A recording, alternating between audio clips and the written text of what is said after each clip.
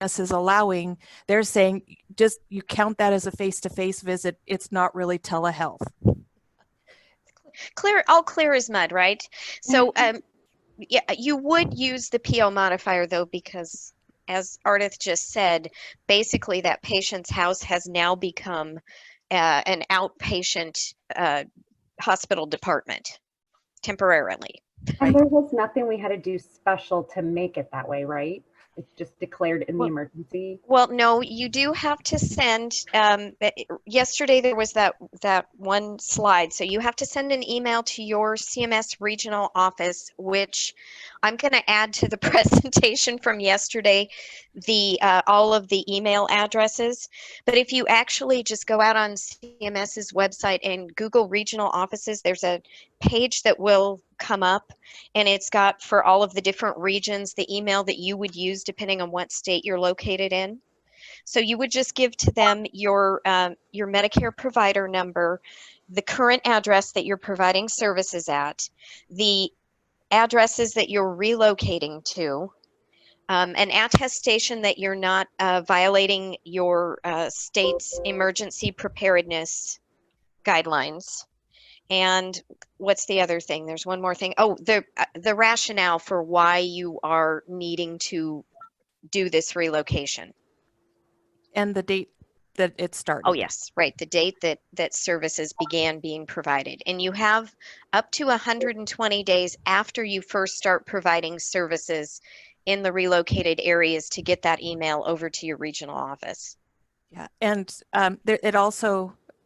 you can also combine them, so you don't have to send, one email for however many patients that you're doing this for. And then once you get all of that sent off, you would, and they say it's okay, then you would not be limited to the Q3014. You could actually bill for the facility, you can actually bill like the G0463 for your E&M visit. Okay, that makes sense. Okay, and then it's also the same, kind of the same principle for if you have your physical therapy, occupational therapy providers. You can start, as long as you make that patient's home a relocated provider-based department, you can submit your therapist's services on the UB to get reimbursement. And you can't, just to be clear, you can start providing the services today. You don't have to wait for approval. But if for some reason they don't approve you, then you would have to rebill. And use the PN modifier rather than the PO modifier, and then it would adjust your reimbursement depending on the services.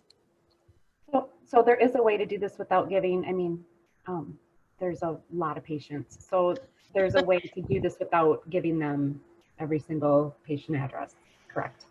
Well, right now they are asking for every single address. I think Ardith and I were talking yesterday, we're kind of expecting them to change that part of the rule because that's overwhelming. It's going to be overwhelming for hospitals. It's going to be overwhelming for the regional offices.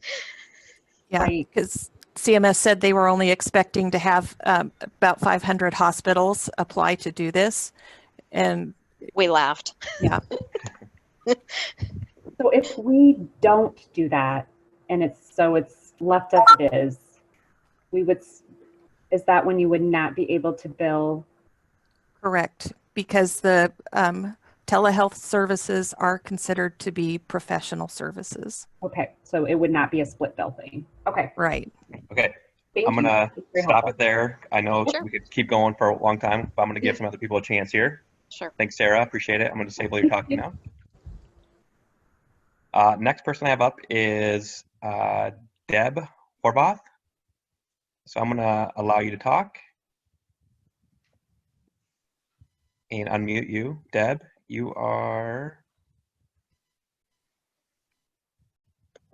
I cannot unmute you. So I'm not sure why, I'm going to read your question here, and this will we'll give this one an answer here. For provider-based billing, can we split bill the facility fee on a UB, example G0463, for our HODs for the telehealth visit, along with billing the Q3014 for originating site when the patient is in the home? That makes sense? There's a lot there. Yes, yeah, I think that's exactly what we were talking about yesterday, right? Yeah. Yeah, they actually asked this question in CMS.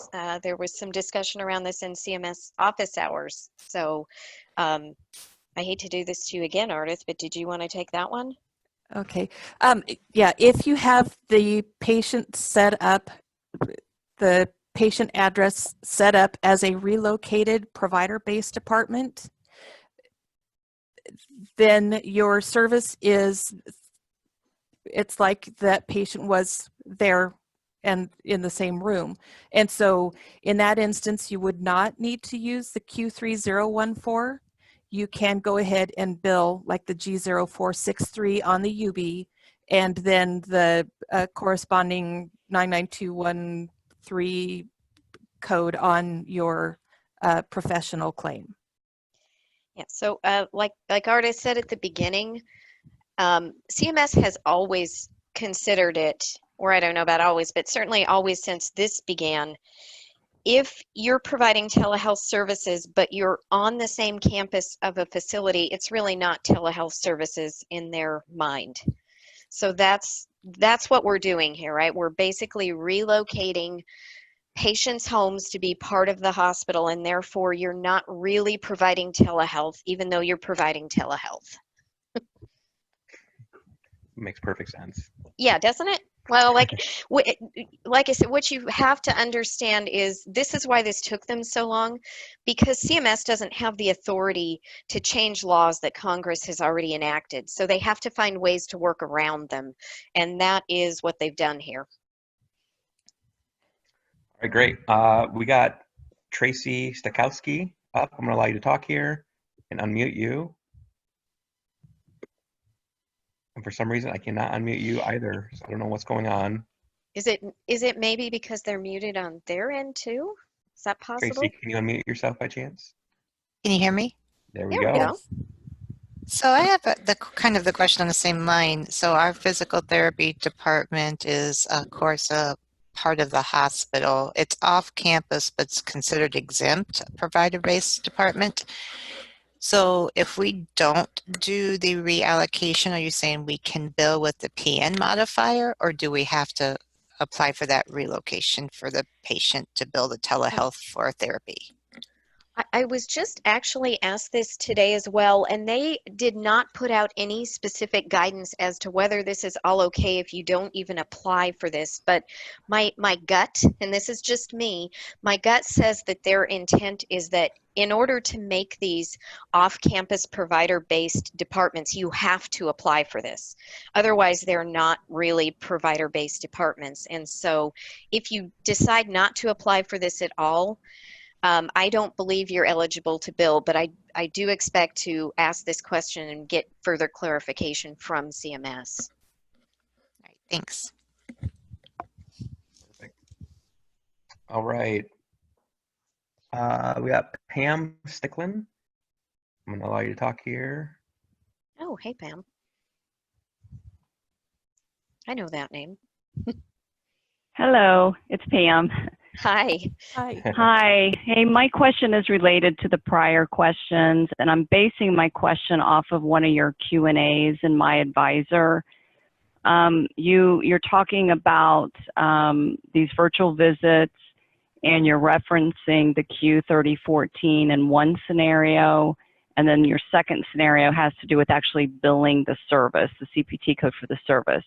So my question is, if we have a situation that would meet scenario one, which is can a facility charge for the originating site fee when a nurse or an MA collects the info and passes it on to the provider, can we bill that Q3014 without using that patient's address as a relocated outpatient hospital department?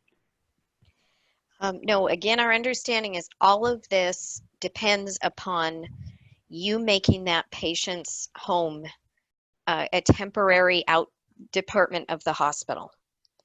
And so if you don't do that, you can't, because Q3014 by definition says that the patient has to be at the facility. So if you don't do that and apply to have them have their service provided at part of the hospital, then Q3014 couldn't be used. Okay, so basically to do any of this for Medicare, we have to send the list of patient addresses to our regional office. Yes, Isn't that currently the takeaway? Yes, and I know that that is going to be a challenge because, I mean, maybe, you know, I was talking to somebody yesterday, you could maybe get your recurring therapy patients and send their addresses now, but unless all of you guys are a lot better than I am, you don't have the crystal ball to know who's going to come in tomorrow and need to be seen via telehealth this way. So, yeah, we need to get, in my head, we need to get clarification around that as to how you're going to keep providing updated addresses as this progresses. Right. And then also in that scenario, you would not need to use the Q3014 when the patient home is made a provider-based department, because CMS has said it's as if you're providing that service face-to-face.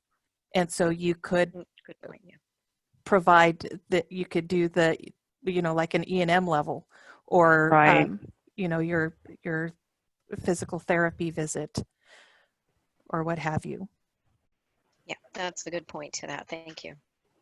Okay, thank you. Thanks, Pam. Thanks. Okay.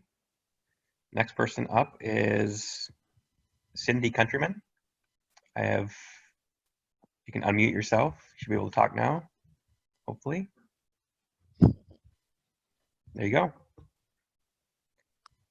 Cindy, go ahead and ask your question.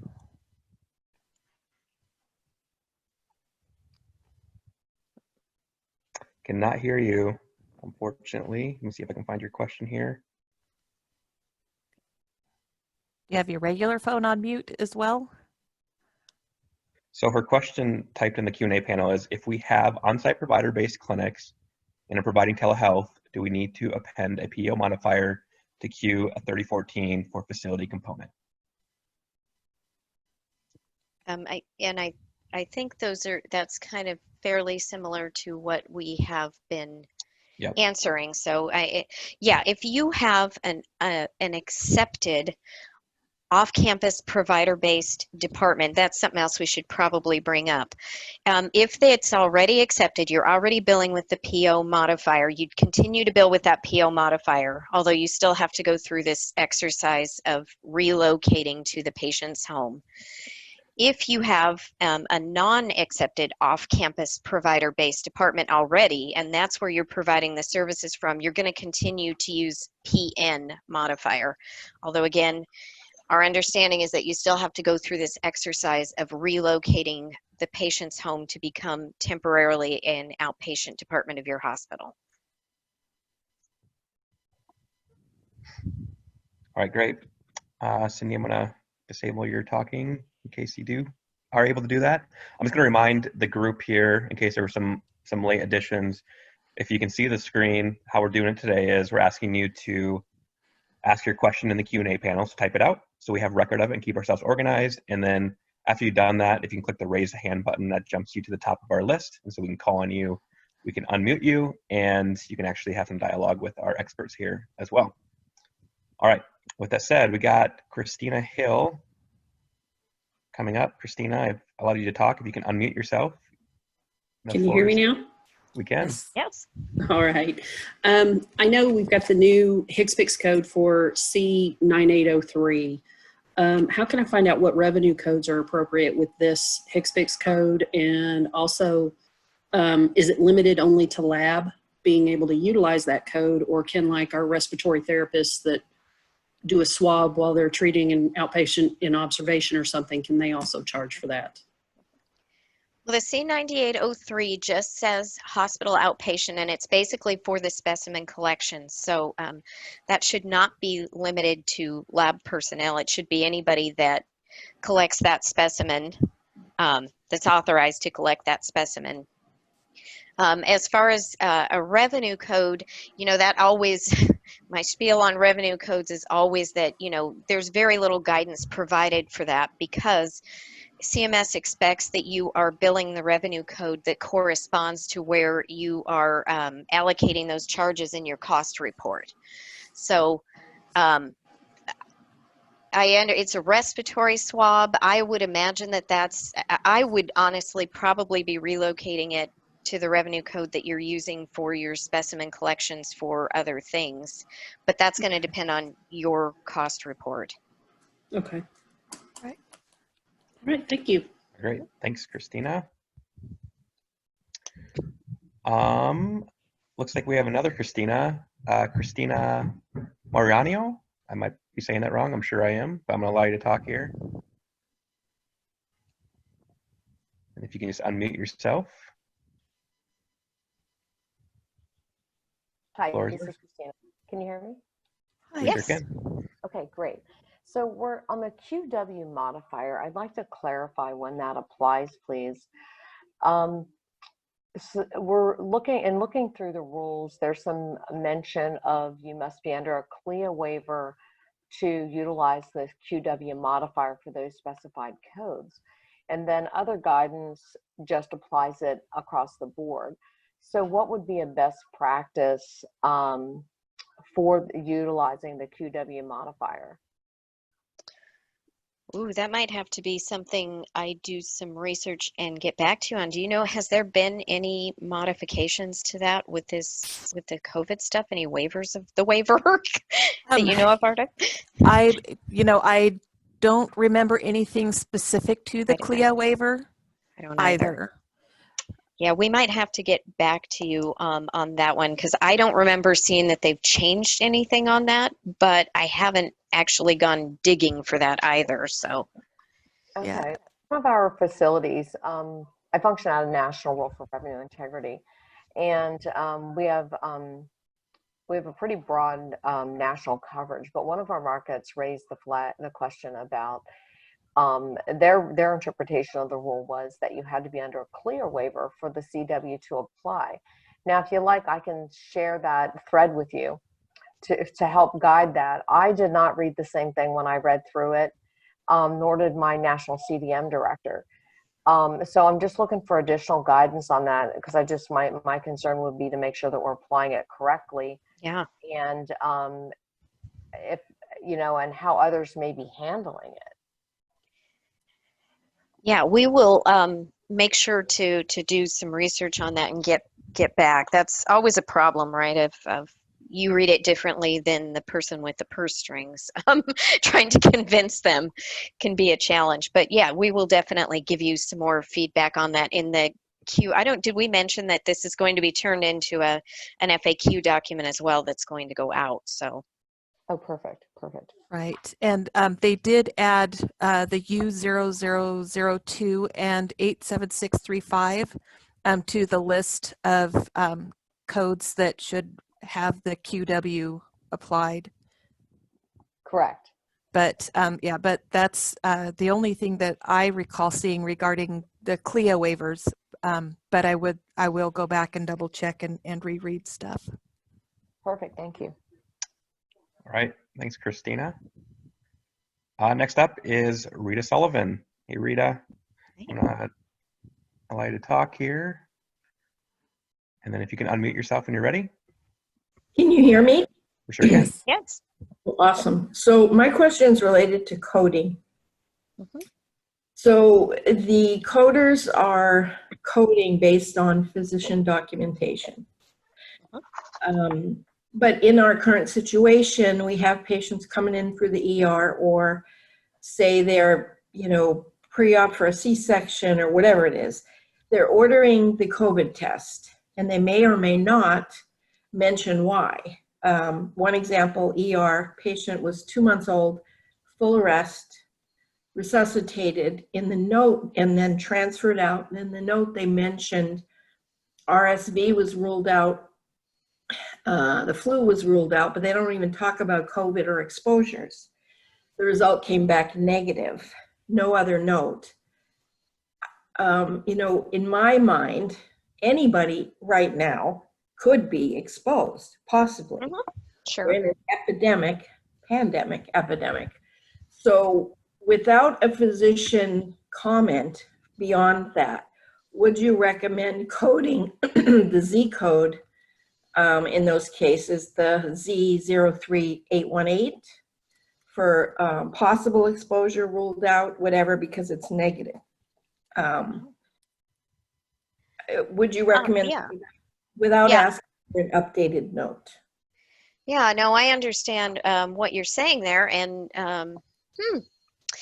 yeah, there's no official guidance on that. I mean, the coding guidelines say that for cases where you have a concern about a possible exposure to COVID-19, you would want to use that Z03818. So I see what you're saying, that all that says is, hey, we think possibly they could have been exposed, and the physician ordered the test, presumably, which you would kind of think is them saying that they have a concern that there could have been a possible exposure. Yeah. Otherwise, why are we wearing masks all day long everywhere? Well, and why bother to test somebody if you don't have a concern that it's a possibility? Right. So my coders wanted me to go back and ask the physicians to update the notes. And, you know, if push comes to shove, if we have to, I guess I will. But, you know, Yeah. they're all, I really don't want to do that if I don't have to do that, because they've got enough to worry about. I get that. Documentation is king, though. I guess to the letter of the law, it would be nice to have that physician documentation. Is there I don't know how many physicians we're talking about. Is there a possibility you could maybe send just a brief note to all of them with these guidelines that? Well, I have, and I Oh, do okay. work with our director. He's very nice about it. I'm just trying to work within the current situation to be able to defend it later. And I think it's pretty defensible. Yeah, and I mean, ultimately, that's going to come, you know, if you want to go that way, I would maybe think about putting out a policy and procedure on this, that, hey, our hospital has determined that this is, you know, enough, and then that would allow the coders to ease their consciences, I guess. Okay. I mean, they're good about calling the patients back. They have like a handwritten note. They certainly follow up. But I'm just trying to be expeditious and save those poor suffering fools that are already, you know, suffocating in that gear. To have to spend another minute doing something like this. So, okay, that's a good thought. Thank you.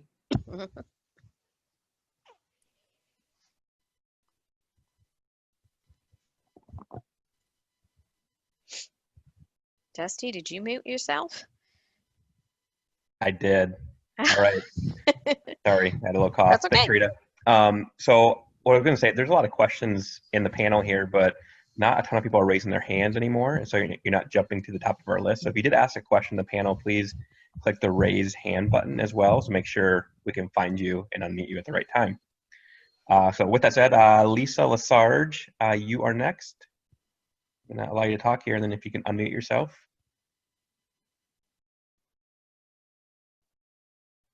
Lisa, I think the floor is yours. I see that you're unmuted, but we cannot hear you for whatever reason. All right, I found your question here. I'm going to read it really quick. What if we are on campus provider-based department? Do we need to have modifiers on our codes? Yeah, and I think we had answered that one, that you're still, and I'm assuming when she asked that she's talking about doing these services in patients' homes, and that is the same. If you are an accepted, you're going to still go through this exercise of temporarily relocating, and then you could use the PO modifier. If you are already not accepted, you'd still have to go through the exercise, and you would continue to use the PN modifier that you're probably using already. All right, perfect. Lisa, last chance. Can we hear you? Any follow-ups? All right. Unfortunately, we can't hear you. I'm gonna disable your talking anyway. All right. Next up is Petra Smith. I'm allowed to talk here. Can you hear me? Hey, Sure Petra, can. how are you doing? Oh, good. So, modifier CS. You had to bring that up. Yes, I did. So, so here's what I see. Some accounts, somehow miraculously, we seem to add modifier CS to any charge on an account. Then I have accounts that I have to review and maybe add modifier CS. When I look at what Medicare has said, they basically said, right, an E&M visit that happens, or a visit, I guess could be a telehealth visit that happens while you're getting ready to order the COVID labs. So modifier CS, can I add it to an infusion and an injection code? Oh, no, I would definitely not say Okay, that. I'm just confused. Thank you. Yeah. Did you, yeah, Well, were you okay. going to say something there? Well, this is Ardith. For the CS modifier on yesterday's office hours call, Medicare said that they are going to be issuing more guidance, but they've been saying that for over a month now. So they are saying that you can append it to things like the E&M visit, which can also be like your observation services. So that leads to the ordering of the COVID test. So now there's issues with, well, what if they don't order the COVID? We don't know if you're supposed to use the CS on that or not. And I think that's part of what they're wrangling about. And then the other part is, what if there is also like a chest x-ray at the time, or they're ordering like the RSV labs.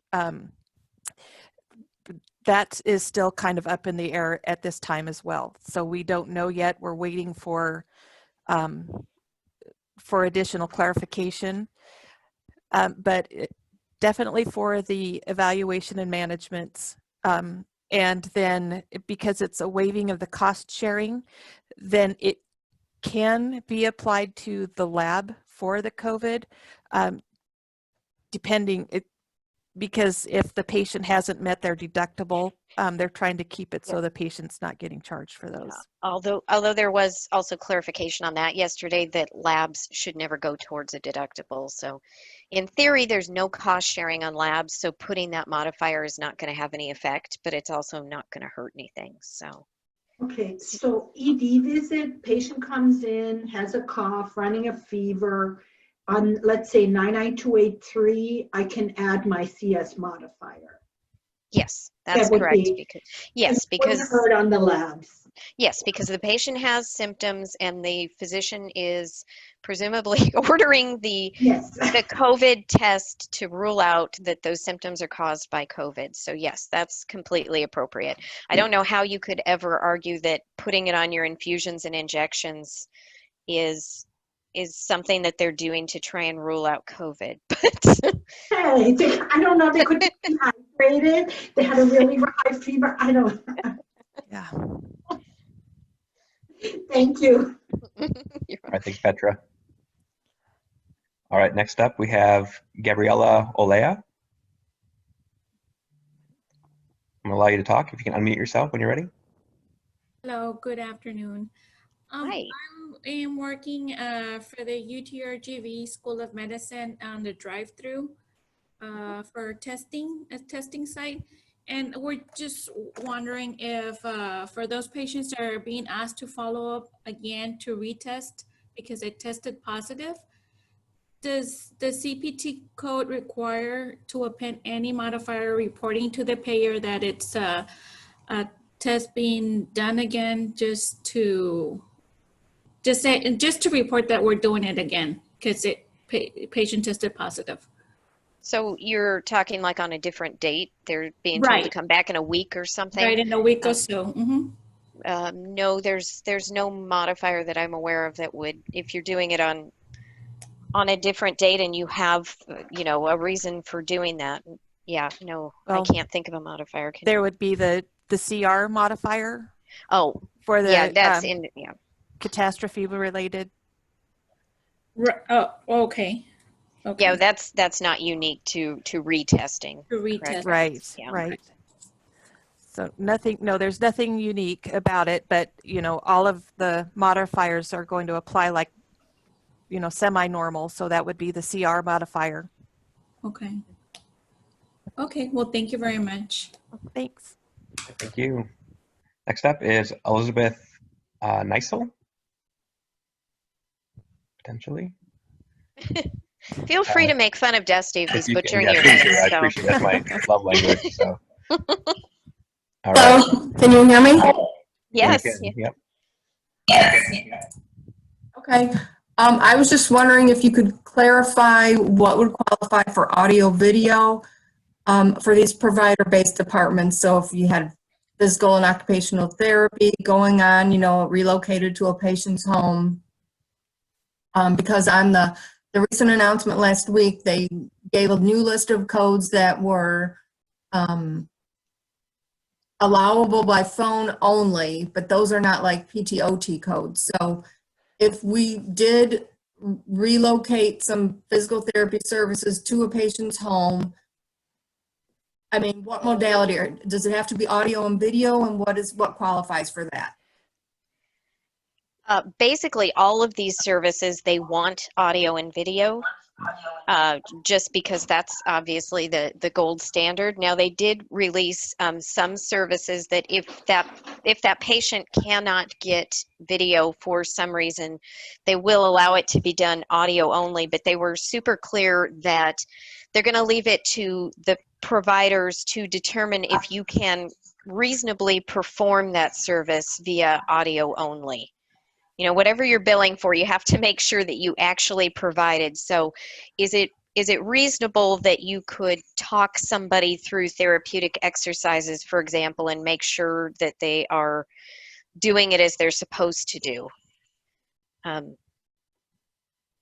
Sure. Kind of more. And Sorry.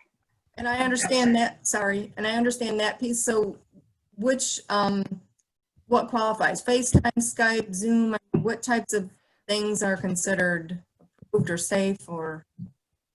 Yeah, I was gonna say, do you want to take that? Yeah, I'll take that one. It has to be a public, it has to be a private channel type of situation, and it cannot be public. So Facebook Messenger would be okay, but the Facebook Live is not. So you could have Zoom, FaceTime. There are quite a lot that you can use, and I'll go ahead and in our FAQ document that's going to come out, I'll post a list of the ones that they have that it hasn't CMS. It was the Privacy Office, the Office of Civil Rights published that said you can use these. So as long as the communication is between the provider and the patient, that's going to be okay. But where it could be something that 10 million people could look at, that is not okay. So does that make sense? It does, thank you. And Okay. so we could build on a UB just as if the patient had come to the facility for the therapy. Correct. Yes, as long as you go through that process of sending an email to your CMS regional office with their requested information. Okay, and I had that thought as well about, oh my gosh, do we have to continually add patient addresses to this communication piece? And what if it goes on past 120 days? Because if we know we're doing 20 patients now, in 2 weeks we're going to have 20 more, you have to continually update. So it's going to be curious how that one comes out. Yeah, we're still not sure because CMS was real clear that they only want you to send the request once, but they didn't provide any mechanism as far as how you're going to keep these addresses updated. So, Thank you very much. All right, thank you. All right, next up, I think I can get the full name on this one, but Susan Tiffany. I'm gonna allow you to talk. You just need to unmute yourself here. Hey, Susan.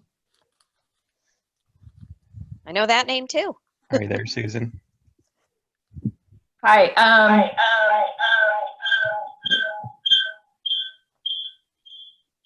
Can you hear me? Yes. We can. Yeah. Is that Are pharmacists and genetic counselors approved to bill for telehealth visits?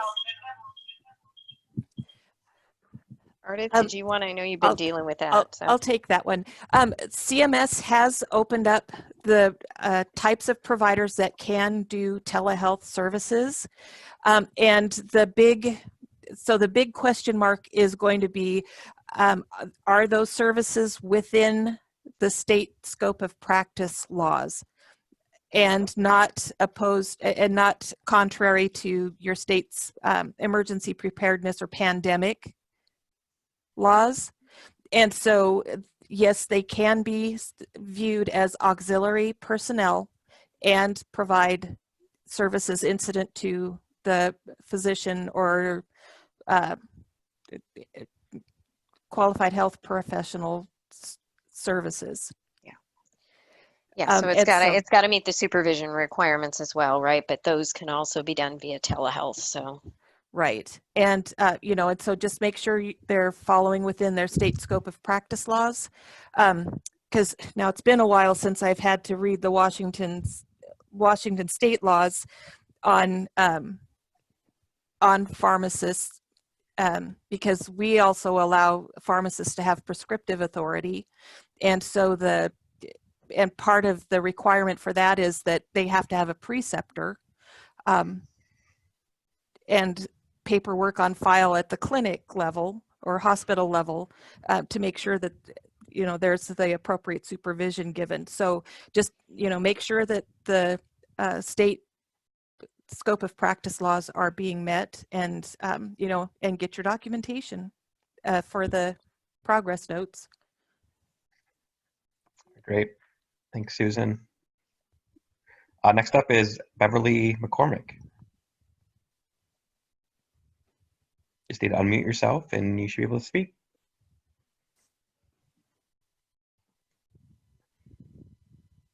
Hello, Beverly, you still with us? Yeah.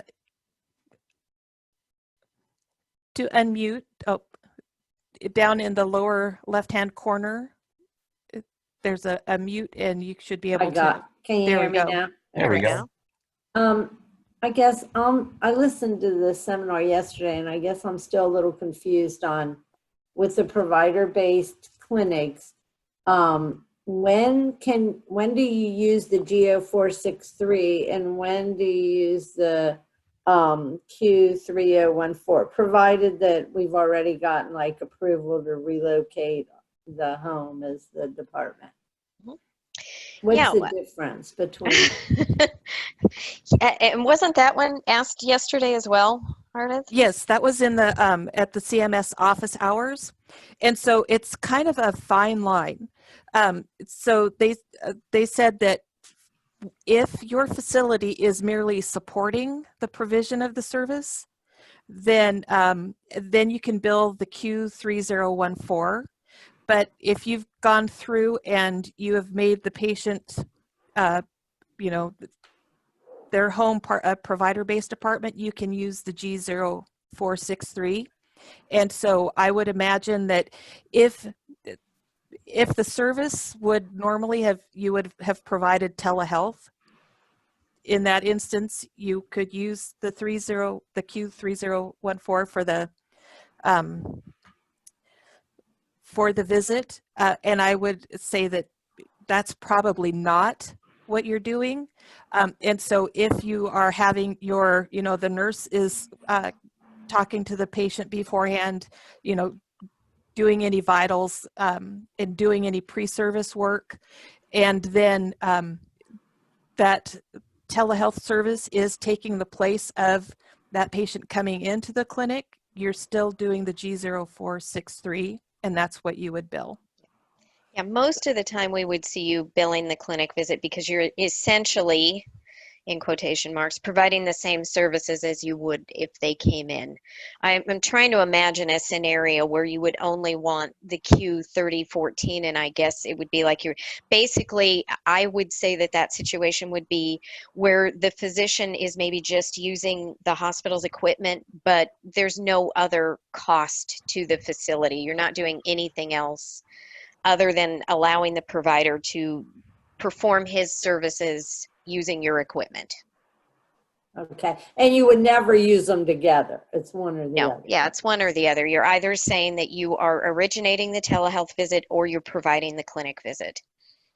So basically, if you're just supplying the equipment for them to use, you could charge the Q code, but otherwise it would be like a normal clinic visit, it sounds Yeah, like. yeah, and it's probably a good idea for everybody to just, again, put out a brief policy and procedure of how your hospital is going to do this so that you are consistently charging patients. You know, And those would get the PO on them if you're... Yes, because the service is being provided in a relocated off-campus provider-based department. If it's at the patient's home, yes. Okay, thanks. That's what I needed to know. All right, thank you. We kind of have time, just a couple more live today. But again, as mentioned a few times, we will be publishing a follow-up document on the webinar page following this in a few business days as well. With that said, next up is Deb Rummery. I'll allow you to talk. You're going to tell us how to say your name and then ask a question. Robert.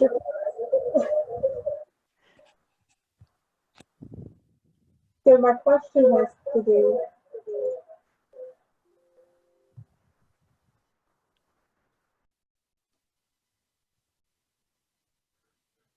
I think you're cut. I think she muted herself. Yeah. One more try, Deb. Can you? I keep getting an echo, so. Okay, I'll try to ask. I found one of your questions here. I'll try to ask for you. Thank you.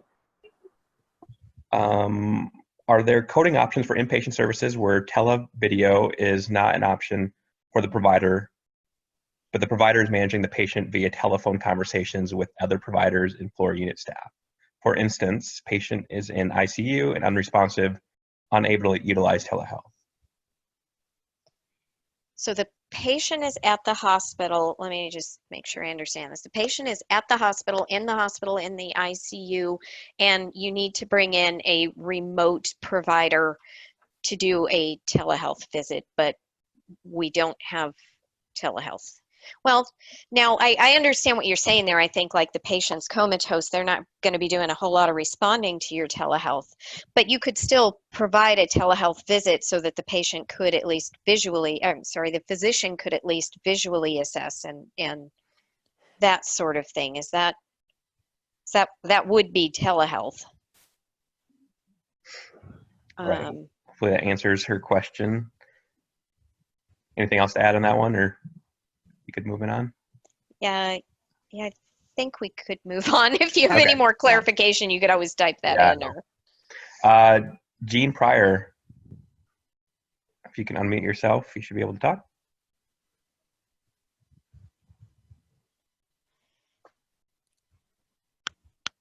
Hi. Hey, Jean.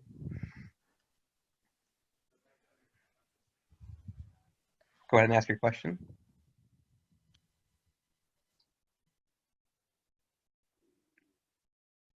Okay, must have cut out again. I'm going to look for your question here quick. Hopefully I do it justice here. We perform a telehealth service and determine the patient needs to be tested for COVID. The patient is sent to our urgent care location, who is the one collecting the sample for testing. For the telehealth visit, we bill our level of service with a 95 modifier. According to Medicare, for the collection, we should bill the 99211, which means we are billing 2 E&M fees on the same date. One visit is billed as telehealth with provider X, and the other provider bills the 99211 at urgent care under the same tax ID number. Does anyone else have this issue? Is there an exception made during this time to allow 2 E&Ms? Well, I think I might be a little confused because is she talking about billing for the physician? Because that would be when you would use a 99211 in a It is physician's office. 99211. Sorry, I don't know what I said, but it is No, 99. you said it correctly. I'm just typically when I hear urgent care center, I assume that you're billing for the facility portion of things. Well, probably what they're doing the office visit via the phone, and the doc says, okay, hey, you need to go to the urgent care and get tested. Yes, but the urgent care, when you assume, is the facility charge, in which case you'd be using C9803, not 99211. Right. And then if you have set up the patient's home as a provider-based apartment, then that's considered a face-to-face service and not telehealth. And so modifier 95 is not needed because it's face-to-face, not telehealth. So you could submit the charge for your office visit, the 9921 whatever for the physician, the G0463 for the facility, and then when they go to the urgent care, the C9803 can be used for the specimen collection. Yeah, so we're all, obviously the answer changes here depending on if you're billing for professional or facility, but in that circumstance, I would think that you'd be billing the C9803, so. Okay. Yeah. I think this will be the last question unless it's a really quick answer. Are you saying Bruce? we're long-winded, Dusty? I'm thinking you're pretty smart. Bruce Preston, you are up. If you want to unmute yourself, you can talk. Thank you. Can you hear me? Yes. Yes. Perfect. Thank you. I actually have two quick questions if I can, but the first one is, I think one of you alluded to earlier now that other auxiliary clinical staff like a PharmD can perform services under the Incident 2 rules. But I guess my question is, does that apply for both telehealth services and for the telephone visits that the providers would ultimately bill? Carter, this is your area. Okay, so if it's auxiliary personnel,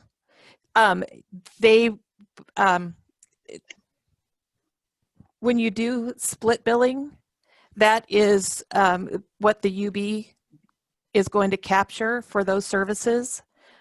So if the PharmD is doing the service and CMS does specify that this is for something that is not covered under Part D for the prescription coverage, then those services should be billed on the UB. If you're in a like in a professional office and you only bill on the 1500, then you would submit it like you would normally for your other Incident 2 services. So and and that's for telehealth, correct? As well. Right. Okay, perfect. And my last question is, so we have provider-based clinics, both off-site and on-site. So if I understood this correctly earlier, and please correct me if I'm wrong here, but if we're just billing the originating site fee, which is Q3014, then we don't need to submit information for patient addresses to be relocations. However, if we do want to bill the G0463, then we would need to submit the patient addresses to the regional offices.